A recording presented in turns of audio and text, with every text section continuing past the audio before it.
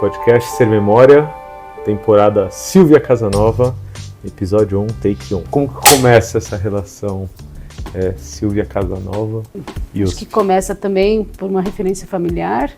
Meu avô fez engenharia na USP e a vida dele foi sempre ligada à USP, né? Que reforçava uma ideia daquele lugar como um lugar especial, né? É um lugar de também pertencimento, talvez, né? Sim. De possibilidades, né? Mas também é um lugar distante, Lula, devo dizer isso, porque a gente sabia que a USP era, pelo que a gente ouviu, um lugar difícil de chegar, não é? Não era um lugar fácil de chegar. Era muito concorrido, né? Então, aquela ideia de preciso estudar muito para entrar na USP, sabe? Então, era assim uma coisa dual, né? Era uma coisa próxima pela referência familiar, mas era uma coisa distante também por isso, porque para chegar lá precisava estudar muito. Sim. A gente sabe que às vezes nem é só estudar muito, né? Um outro conjunto de condições. Sim. Mas então tinha esse sentimento de, sabe, uma proximidade distante. E era então um sonho também, né? A USP era um lugar de sonho, né? De um sonho para perseguir, por assim dizer, né? E tanto é assim que quando eu passei na USP, minha mãe não acreditou. Falou, acho que não é verdade. Você tem certeza? Deixa eu ver também, né? Não, mãe, acho que é. Não, não é. Eu vou lá olhar para ter certeza. Então também tem isso, né? De que não é só para a gente, né? Para as pessoas próximas também, essa proximidade distante.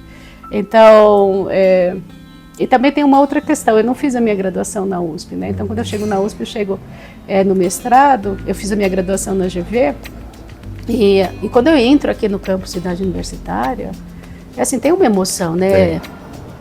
Todo mundo que passa lá fala, meu Deus, que é isso? Que lugar bonito. Então, também tem isso desse maravilhamento, sabe? Com que é esse campus e os outros campos da USP, né?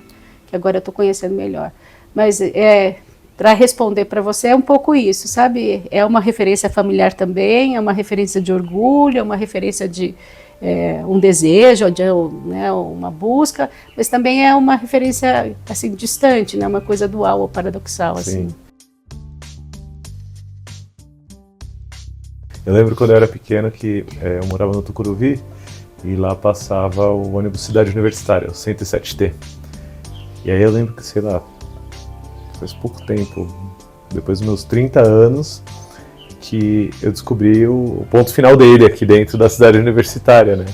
E é muito difícil na minha cabeça conectar o ônibus que passava na minha casa com o ônibus que para dentro da cidade universitária, que é esse lugar que você entra e fala, nossa, mas é realmente uma cidade, né? É realmente um lugar calmo, né? Um lugar de contemplação. E aí eu que estou chegando agora, eu acho que ainda tem uma relação de estranhamento, né? E acho que esse estranhamento ele é muito provocado também por uma cultura de quem pertence e quem não pertence, né? Ainda é uma universidade com portões, né? Com uma portaria, que tem alguém ali, alguns reforços sutis durante o percurso. Então teve um professor acho que da faculdade de computação, lá do IME, que eu contando a minha história, ele falou, não, mas onde você estudou? E aí, não sendo USP, já é uma coisa de, então você é alguém de fora, né? Mas eu sinto que cada vez que eu venho e que eu conheço pessoas e que eu vou gerando esse afeto, o ambiente ele vai mudando. Quando você compara a Silvia que contou pra mãe que passou na USP, né, e ficou incrédula, com a Silvia que hoje vive cotidianamente, né, USP há tanto tempo, como que você compara essas duas sensações, essas duas visões de USP, né, essa que hoje provavelmente é permeada também por afeto, né, dessa que era simplesmente um lugar legal, mas ao mesmo tempo difícil? Eu acho que eu sempre tenho esse sentimento de forasteira de dentro, sabe? Eu sempre começo a minha fala, e isso, ouvindo você, me veio. Eu sempre começo a minha fala dizendo, eu não me formei na USP. Eu sempre começo desse lugar. Porque eu acho que tem uma questão de quem se formou na USP e quem não se formou na USP quando você está na USP. Então eu sempre começo dizendo, eu não me formei na USP. E vejo a reação das pessoas. E aí eu digo, eu cheguei na USP no mestrado, né? E no mestrado minha mãe também não acreditou que eu tinha passado, tá, Lula? Então minha mãe, ela sempre vai dividindo esses sonhos comigo e sempre me reforçando esse sentimento. E aí, eu sinto que outras pessoas que não se formaram na USP, como você contou da sua história, como um colega conta da história dele, sempre vão ser esses forasteiros de dentro, sabe? A gente é USP, mas não é USP, a gente está negociando um estar na USP, né? E acho que é importante para a USP isso, que hajam esses forasteiros de dentro, que hajam pessoas que tragam para a USP experiências de outras instituições, né? E a USP precisa, então, abrir espaço para essas pessoas, e acho que um dos meus papéis, sendo uma forasteira, é abrir espaço para outros forasteiros chegarem na USP e negociarem os seus espaços, né? E eu sou professora titular da USP, sinto que eu sou forasteira, entendeu? Você vê como essa pertença é uma coisa que a USP e as dinâmicas dela reforçam, como quem é de dentro, quem é de fora, e que eu acho que a gente precisa quebrar. Mas eu acho que a USP tem várias camadas de forasteiros, né? Por exemplo, a gente tem visitado muitos campi do interior e os campi se sentem forasteiros. Então são várias camadas. São várias camadas, Lula. Eu acho que a gente precisa trabalhar para ter esse sentimento mais consolidado de ser USP.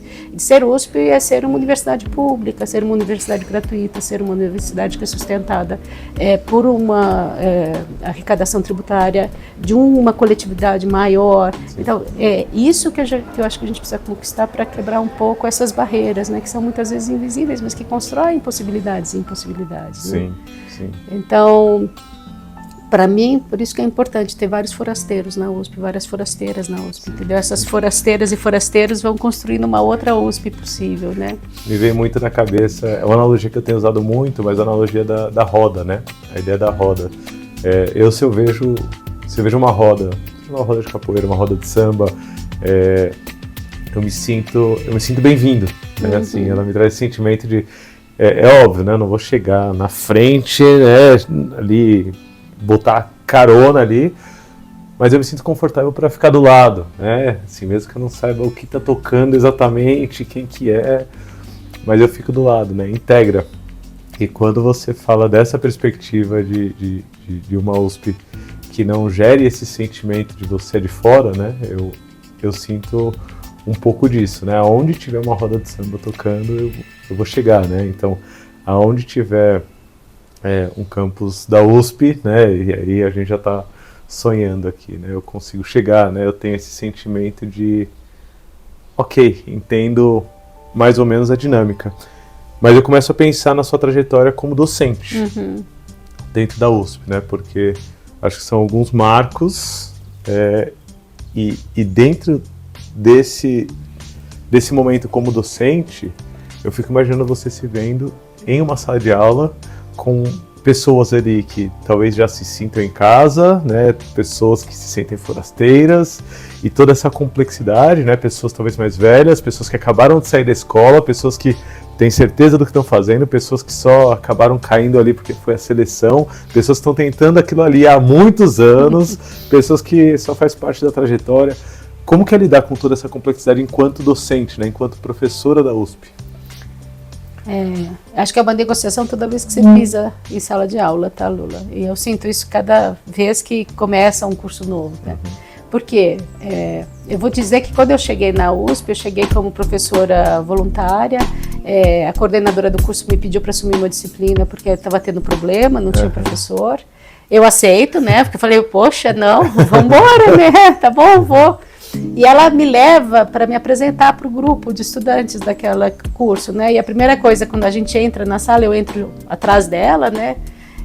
Alguém grita, e aí, Nena, encontrou o professor pra gente? E ela fala, encontrei. E aí perguntam assim, cadê? Aí ela olha para mim, tá aqui. Eles não, enfim... Não é a autoridade que esperavam. Não me identificaram como professora. Mas aí tudo bem, né, Lula? Estou começando, né? Vamos conversando. Acho que a gente vai tentando estabelecer essa condição, né? E acho que continua sendo assim por causa da área que eu atuo, né? Também eu sou uma administradora pública na contabilidade, né? Eu sou uma mulher numa área predominantemente masculina. Eu faço pesquisa interdisciplinar e eu pesquiso ensino, né, em contabilidade e diversidade. Então tudo isso me leva para essa questão de negociar esse estar. Mas acho que é um processo também que leva a gente a chegar de outra maneira, a chegar com respeito na roda. A gente sempre chega com respeito na roda, a gente sempre chega ali olhando, né? Quem está conduzindo a roda, qual é a dinâmica da roda, como é que eu vou me inserir nela, que eu acho que de certa maneira devia ser a atitude de todo mundo, né? Quando chega num grupo, né? E acho que a gente tem que chegar com esse respeito também num grupo de estudantes, tem que chegar com esse respeito num curso, tem que chegar com esse respeito assim, esse respeito questionador, né, numa instituição. Então, acho que isso que me ensinou a minha trajetória. Eu chego docente sem ser docente, eu me torno docente, na verdade, exercendo a docência. Quem me convida é uma outra mulher, né? Isso também eu acho bonito dizer. Significativo. Eu acho, foi muito significativo para mim. Ela sabe disso porque eu tive a oportunidade de falar isso para ela, né? Ela que me leva para a sala, ela que me apresenta para o grupo. Eu acho que também isso tem uma passagem ali de bastão. Ela me deu todo o apoio, todo o material. Ela tinha um material extenso, inclusive de exercícios. Então, de certa maneira, ela me pavimentou essa chegada, né? E isso foi importante também. Isso também acho que tem a ver com isso. Quem vem antes, um pouco apoiar a chegada de quem está chegando agora. Então, para mim foi muito importante. E só para falar dessa pessoa um pouquinho mais, né? Para falar da questão da roda, ela era uma professora que veio do Pará, ela era de Belém do Pará. Todos os exercícios dela tinham muitas referências do Pará, inclusive de povos indígenas. Quisera que eu encontrasse esse arquivo que ela me passou então, quando eu comecei a dar aula. E acho que ela também acaba me mostrando como é importante a gente preservar as nossas referências, como as nossas referências nos guiam naquilo que a gente faz, né?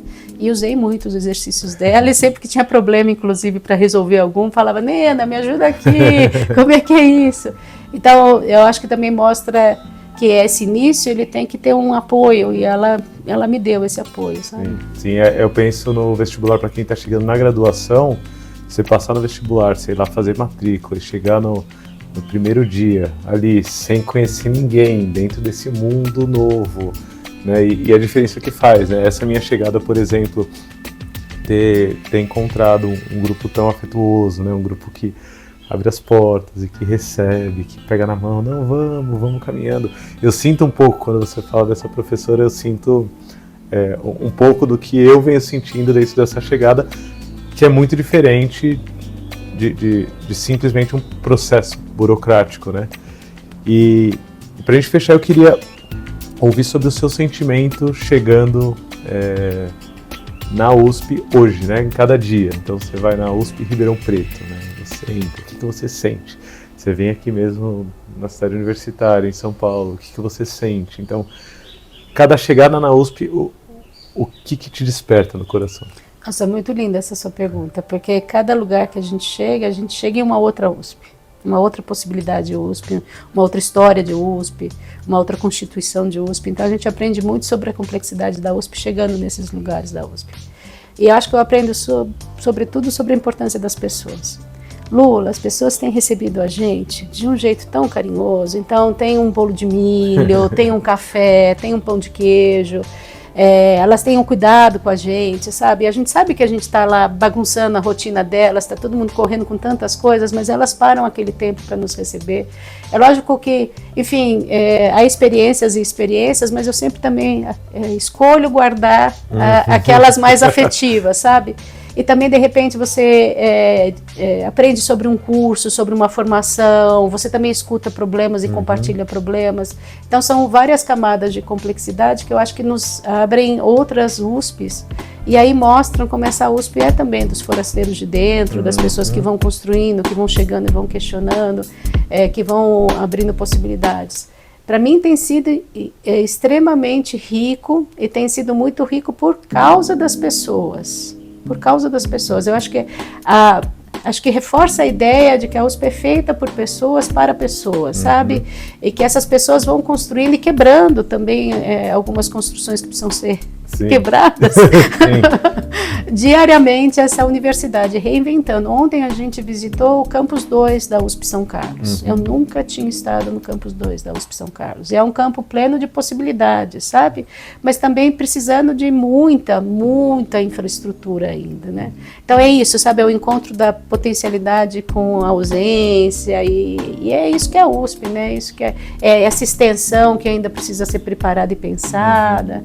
É uma chuva que arrancou um telhado, é um laboratório que o telhado está caindo, porque isso também é USP, sabe? Mas é um prédio de 1940 e que, enfim, nasceu de um sonho de um casal de lá ter uma escola agrícola, sabe? Então é muito bonito isso. Então tem sido uma jornada de conhecimento e eu acho que eu acabo a cada vez que eu me lanço nisso me tornando mais USP, né? E conquistando esse pertencimento.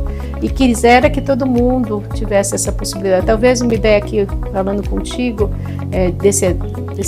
dessa recepção a quem está chegando, era uma experiência de visitar diversos campi, conhecer essas diversas USP. Mas, enfim, é Comer isso. um bolo de milho, tomar um café. Foi na escola de esportes, lá em Ribeirão Preto. Aquele bolo de milho estava bom demais.